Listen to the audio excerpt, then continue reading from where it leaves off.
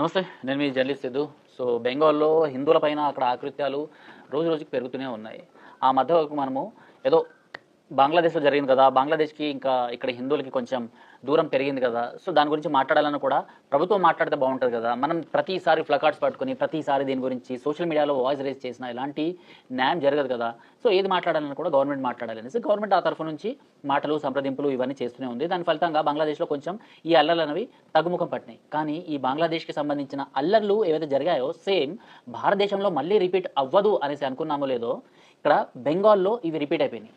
ఎప్పుడైతే ఈ వక్ఫ్కి సంబంధించిన బిల్ని వ్యతిరేకించే క్షణంలో సో వీళ్ళందరూ హిందువుల ఇళ్లపైన, హిందువుల ఆలయాలపైన ఇలాంటివన్నీ అటాక్స్ చేస్తూ, ఇలాంటి బ్రూటల్ అటాక్స్ చేస్తూ ఎప్పుడైతే ఇవన్నీ అట్రాసిటీస్కి తెరలేపినరో, ఎగ్జాక్ట్లీ భారతదేశ వ్యాప్తంగా అంటే ప్రపంచవ్యాప్తంగా ఎలాంటి వీళ్ళు ఒక టెక్నిక్ని ఫాలో అవుతారో, అంటే చిన్నపిల్లలపైన రాక్షసత్వం చూపెట్టడము, లేకపోతే లేడీస్ పైన వాళ్ళ రాక్షసత్వం చూపెట్టడము, లేకపోతే stone pelting, petrol bombs all over world. మీరు తెలంగాణలోని మారుమూల పల్లె నుంచి లేకపోతే ప్రపంచంలో ఏ ఒక్క మూలన మీరు ఈ అటాక్స్ గురించి సెర్చ్ చేసినా కూడా ఈ ఇస్లామిక్ రాడికల్స్ అటాక్ గురించి సో సేమ్ పాయింట్స్ అనేవి మనకు కనెక్ట్ అవుతాయి అనమాట.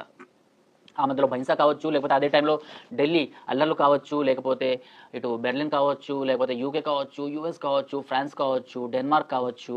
సో ఈ అన్ని ఏరియాల్లో ఇస్లామిక్ రాడికల్స్ ఎలా అయితే అటాక్స్ చేసిండ్రో, ఎలా అయితే ఈ ఇక్కడ ఆఫ్ఘనిస్తాన్ అండ్ పాకిస్తాన్లో ఇప్పటికి జరుగుతూనే ఉన్నాయో సేమ్ అటాక్స్, సేమ్ ఒక ప్రణాళికలో ఇక్కడ బంగ్లాదేశ్ నుంచి ఇప్పుడు బెంగాల్ వరకు సో ఇలానే జరుగుతూనే ఉన్నాయి. సో కొన్ని పాయింట్స్ అయితే నేను వాళ్ళ మాట్లాడాలనుకుంటున్నా. ఏవైతే అక్కడ జర్నలిస్టులు కొన్ని పాయింట్స్ కలెక్ట్ చేసిండ్రో దాని గురించి, చిన్నపిల్లల్ని నిప్పుల్లో పారేసిండ్రంట అక్కడ 6 నెలల పసిపాపని. కూతురి పెళ్లి గురించి దాచి ఉంచిన ఏవైతే అమౌంట్ ఉంటుందో ఆ అమౌంట్ని కూడా ఎత్తుకెళ్ళిపోయినారు వీళ్ళు ఇస్లామిక్ రాడికల్స్. వక్ఫ్ గొడవల పేరు మీద ఇదంతా జరిగింది.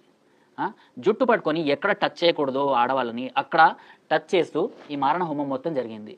సో వాళ్ళ ఇల్లు కూడా ఒక రకమైన అంటే చెక్కలతో తయారు చేసిన ఇళ్ళు ఏవైతే ఉంటాయి కదా, సో చిన్న చిన్న కూన పెంకలు, చెక్కలు వాటితో తయారు చేసిన, అంటే సిమెంట్ ఇల్లు కూడా కావు, వాళ్ళు చెప్పిన మాటలు నేను చెప్తున్నా, సిమెంట్ ఇల్లు కూడా కావు. అలాంటి ఇళ్ళని కూడా వీళ్ళు టార్గెట్ చేసి కాల్ చేసినారు, ఎందుకంటే వాళ్ళందరూ హిందూస్ కాబట్టి. రజాకార్ మూవీలో కూడా అలాంటిదే జరిగింది. జమ్మూ కాశ్మీర్కి సంబంధించిన ఏదైతే ఇంతకుముందు అల్లర్లు జరిగినాయో ఆ అల్లర్లలో కూడా ఏదైతే కశ్మీర్ ఫైల్స్ మనం సినిమా చూసినా, లేకపోతే దాని తర్వాత వచ్చిన ఎలాంటి ఇతిహాసాల్లోకి మనం తొంగి చూసినా కూడా ఇవన్నీ మనకు కనిపిస్తుంటాయి. అమ్మాయిని అయితే రంపంతో కోసేసిండ్రు జమ్మూ కాశ్మీర్లో ఈ ఇస్లామిక్ రాడికల్స్, ఈ టెర్రరిస్ట్ నా కొడుకులు. సో ఒక వీడియో నేను మీకు ఇప్పుడు ప్లే చేసి చూపిస్తా, అదొకసారి వినండి. दूसरा बच्चा छोटा छोटा बच्चा लिया घर में आग में धर लिया दिया आग में फेंक दिया। आग में क्या फेंक दिया? फेंक दिया देटा तरकारी टामिया जब घर से ऊपर है। क्या बोल रही ఈ తల్లి ఎవరైతే ఉందో పోస్ట్ చేస్తా, ఈ తల్లి ఎవరైతే ఉందో ఈమెకు సంబంధించిన పసిపాప, ఈమె చేతిలో ఉన్న పసికందుని, 6 నెలల పసికందుని ఈ ఇస్లామిక్ రాడికల్స్ అక్కడే ఇళ్ళకి ఏవైతే నిప్పు పెట్టిండ్రు కదా, సో ఆ మంటల్లో పాడేసిండ్రంట. మంటల్లో పాడేసిన తర్వాత వీళ్ళు లోపలికి వెళ్ళి ఆ పాపను బయటికి తీసుకొచ్చిండ్రు కాబట్టి మా పాప బతికింది అని ఈమె మాట్లాడుతుంది. సేమ్ ఇన్సిడెంట్ ఇంతకుముందు కూడా నేను ఏదైతే గ్రౌండ్ రిపోర్ట్స్ చేసినానో అక్కడ కూడా ఇలాంటి ఇన్సిడెంటే జరిగింది. సో ఒక ఇంట్లో కూడా అంటే ఒక ఇంట్లో స్టోన్ పెల్టింగ్స్ ఇవన్నీ జరుగుతున్నప్పుడు కూడా వాళ్ళకి సంబంధించిన చిన్న పాపని అక్కడ మంటల్లో వేసడం జరిగింది. ఆ ఇన్సిడెంట్స్ని నేను కవరేజ్ చేశా, దానిపైన కేసు కూడా జరిగింది. సో ఇవన్నీ వీళ్ళు చెప్పుకొని రావడం జరిగింది అనమాట. అంటే ఇలాంటి బ్రూటల్ అటాక్స్ అండ్ ఏదైతే నేను ఇందాక చెప్పాను కదా, జుట్టు పట్టుకుని లాగినరు, ఎక్కడ టచ్ చేయొద్దు, అక్కడ అలాంటి పార్ట్స్ పైన టచ్ చేస్తూ వీళ్ళందరూ మా బంగారాన్ని దోచుకున్నారు అనేసి సేమ్ ఇన్సిడెంట్ ఇంతకుముందు కవరేజ్ చేసిన దాంట్లో కూడా సేమ్. అండ్ తండ్రి వాళ్ళ కూతురి పెళ్లి కోసం జమ చేసిన డబ్బులు ఉన్నాయో ఆ డబ్బులు ఏదైతే కాజేశారో సేమ్ ఇన్సిడెంట్ తెలంగాణలో కూడా జరిగింది. సో ఇలాంటి incidents all over world same strategy అన్నమాట. సో దీనికి సంబంధించిన ఇంకో సోషల్ మీడియాలో ఒక పోస్ట్ కూడా వైరల్ అవుతుంది. సో దానికి ఏంటంటే 500 ఏళ్ల క్రితం మనము హిందూకుష్ పర్వతాల నుంచి పారిపోయి వచ్చినాం. అంటే మనం అంటే ఇక్కడ హిందువులు 400 సంవత్సరాల క్రితం ఆఫ్ఘనిస్తాన్ నుంచి పారిపోయి వచ్చాం, 77 సంవత్సరాల క్రితం పాకిస్తాన్ నుంచి పారిపోయాం, 54 సంవత్సరాల క్రితం బంగ్లాదేశ్ నుంచి, 30 సంవత్సరాల క్రితం కాశ్మీర్ నుంచి, ఇవాళ బెంగాల్ నుంచి మనం పారిపోతున్నాము. ఇంకెక్కడి వరకు మనం ఇలా పారిపోతూనే ఉంటాము. మనం ఫైట్ చేయాలి, ఫైట్ బ్యాక్ చేయాలి. మన హిందూ దేశంలో మనం ఇలాంటివన్నీ ఫైట్ చేయకపోతే ఇంకెవరు చేస్తారు, మనకి ఇంకా ఈ దేశం తప్పించి ఇంకా వేరే దేశం లేదు కదా అనేసి సోషల్ మీడియాలో చాలామంది దీని గురించి మాట్లాడుకుంటున్నారు. నిజం ఉంది కాబట్టి దీని గురించి మాట్లాడుకుంటున్నారు. ఇస్లాంకి సంబంధించిన మత ప్రతిపాదికన లేకపోతే ఇస్లాం మెజారిటీ ఉన్న దేశాలు సుమారు 50కి పైగా ఉంటాయి. క్రిస్టియన్స్కి సంబంధించిన దేశాలు 150-200 సమీపంలో అలా ఉంటాయి. సో ఇక్కడ ఎవరిపైన అటాక్ జరిగినా కూడా వాళ్ళు ఫలానా కంట్రీకి వెళ్ళిపోవచ్చు. కానీ హిందువులపైన అటాక్ చేస్తే హిందువులు ఎక్కడికి వెళ్తారు? సెక్యులర్ దేశంగా మారిన ఇటు నేపాల్కి వెళ్తారా, లేకపోతే చైనా చేతిలో ఉన్న శ్రీలంకకు వెళ్తారా? బంగ్లాదేశ్ని కోల్పోయాము, సరే పాకిస్తాన్ పోయింది, ఆ తర్వాత అంతకుముందు ఆఫ్ఘనిస్తాన్ పోయింది, నేపాల్ ఆల్రెడీ అది వేరే కంట్రీ, సో దానికి మనకు సంబంధం లేదు. ఒకటి చారిత్రక ఈ సంస్కృతి పరంగా మనం మాత్రం ఒకటిగా ఉన్నాము. అండ్ ఇటు భూటాన్ చిన్న దేశం, అది పక్కకి వెళ్ళిపోయింది. మయన్మార్ అనేది సెపరేట్ దేశం అయిపోయింది. ఒకప్పుడు ఇదంతా అఖండ భారత్, ఇప్పుడు ఖండ భారత్గా కేవలం ఒక పార్ట్ మిగిలింది. జమ్మూ కాశ్మీర్కి వెళ్ళి అక్కడ అందాలని చూద్దాము అంటే అక్కడ వచ్చే పర్యాటకుల పైన, లేకపోతే అక్కడ ఎవరైతే ఇళ్ళని కొనుగోలు చేస్తారో వాళ్ళపైన అక్కడి ఉగ్రవాదులు, అక్కడి లోకల్స్ అటాక్ చేయిస్తారు. ఇవన్నీ ఇప్పుడు జరుగుతున్నాయి. 370 ఆర్టికల్ తీసేసిన తర్వాత కూడా ఎవరైతే ఈ కాశ్మీరీ బ్రాహ్మిన్స్ ఎవరైతే ఉంటారో హిందువులు, వాళ్ళు వెళ్ళి వాళ్ళ స్వస్థలానికి వెళ్ళి వాళ్ళ ప్లేసెస్ని చూసుకొని దాన్ని మళ్ళీ కొత్త ఇల్లు అక్కడ కట్టుకుంటే వాళ్ళ ఇళ్ళ పైన అటాక్స్. ఆ కాశ్మీరీ బ్రాహ్మిన్స్ బయట తిరుగుతుంటే వాళ్ళని ఊచకోత చేసి చంపేసిండ్రు. సో ఊచకోతల్లో ఇలా చాలామంది చచ్చిపోతూనే ఉన్నారు. ఇది ఎక్కడో పక్క దేశంలోనో లేకపోతే ఇంకా వేరే కంట్రీలో జరగట్లేదు కదా, ఇది మన హిందూ ధర్మం, హిందూ సంస్కృతి పుట్టిన మన దేశంలో జరుగుతుంది. ఇక్కడ నుంచి హిందువులు ఇంకెక్కడికి పలాయనం చేస్తారు? సో ఇంకెక్కడికి పోవాలి? సో ప్రతి ఒక్క దేశాన్ని అక్కడి సంస్కృతిని నాశనం చేసుకుని ఇప్పుడు భారతదేశం వరకు వచ్చారు. భారతదేశం ఎన్నో సంవత్సరాల నుంచి దీనిపైన పోరాటం చేస్తూనే ఉంది, ఇప్పటికీ చేస్తూనే ఉంది, అండ్ ఫ్యూచర్లో కూడా చేస్తూనే ఉంటుంది. సో ఎంతవరకు ఇలాంటి పోరాటాలు ఉంటాయి?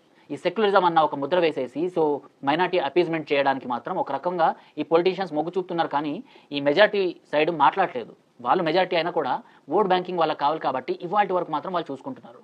సో ముర్షిదాబాద్లో ఏం జరిగిందో తెలుసు కదా.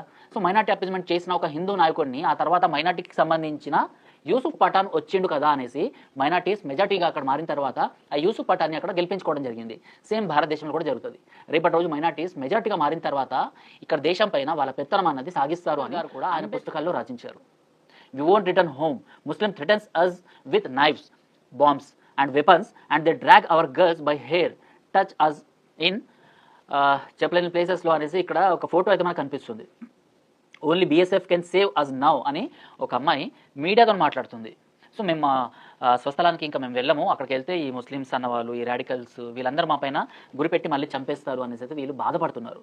అండ్ వీళ్ళు ఇంకా ఎలాంటి వ్యాఖ్యలు చేసిండ్రు అంటే మన జో బాప్ యహా పే హై నా వో జానే కే బాద్ హమ్ ఫిర్ సే తుమ్ పే హమ్లా కరెంగే అనేసి ఈ వ్యాఖ్యలు చేసిండ్రు. అంటే మీ బాప్ అంటే ఆర్మీ జవాన్లు ఎవరైతే ఉన్నారో వాళ్ళందరూ వెళ్ళిపోయిన తర్వాత మళ్ళీ మీ ఇళ్ళ పైన అటాక్ చేస్తామనేసి వాళ్ళు చెప్పేసుకుని వెళ్ళిపోయినారు.